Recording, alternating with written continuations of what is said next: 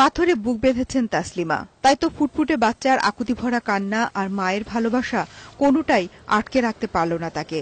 স্বামীর অত্যাচার সহ্য করতে না পেরে ৬০,০০০ টাকা ধার করেছে সে। উপার্জনের জন্য তার গন্তব্য এখন ওমান।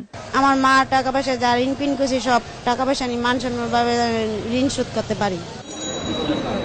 কথা ছিল সরকার নির্ধারিত জামানতের ১০,০০০ আর রেজিস্ট্রেশনের ১৬৫ টাকা, আর সাথে আঙুলের ছাপ দিয়েই বিদেশে যাওয়া যাবে। তবে বাস্তবতা হলো নির্ধারিত অঙ্কের ৫ থেকে ১০ গুণ বেশি টাকা দিয়ে বিদেশ যাচ্ছেন তসলিমার মতো অনেকেই। আমি একলা না, আরো ২ বোন আমরা যাইতেছে। আপনারা ৩ জন মিলে ৩ লাখ? হ্যাঁ। দালালে ৩৫,০০০ টাকা চাইছে, আমি ১১,০০০ টাকা দিছি আর ২৫,০০০ টাকা পরে দিব কইছি। এদিকে বিদেশ যাবার জন্য বাধ্যতামূলক যে প্রশিক্ষণ, সেখানেও দালালের দৌরত্ব।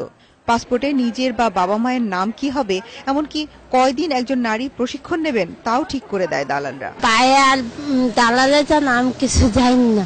মেশিং এর নাম শিখছি, আবার হলে খাবারের নাম, ফলের নাম, ১-২ গোনা। কিন্তু সামাজিক নিরাপত্তার বিষয়টি এতটাই প্রকট যে এই প্রশিক্ষণ প্রবাসী কোনোই কাজে আসে না।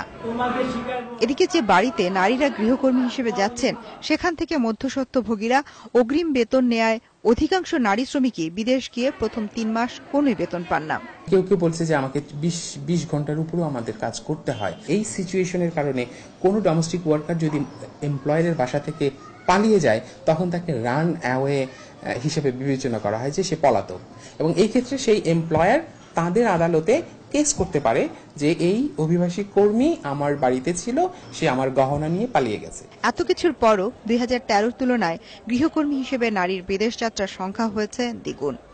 একবার নয়, দুবার নয়, ৩বার দালালের মাধ্যমে অনেক টাকা খরচ করে বিদেশে গেছেন এমন নজির যেমন রয়েছে, তেমনি খুব অল্প টাকা খরচ করে জর্ডানে সরকারি খরচে গেছেন এমন নজিরও রয়েছে।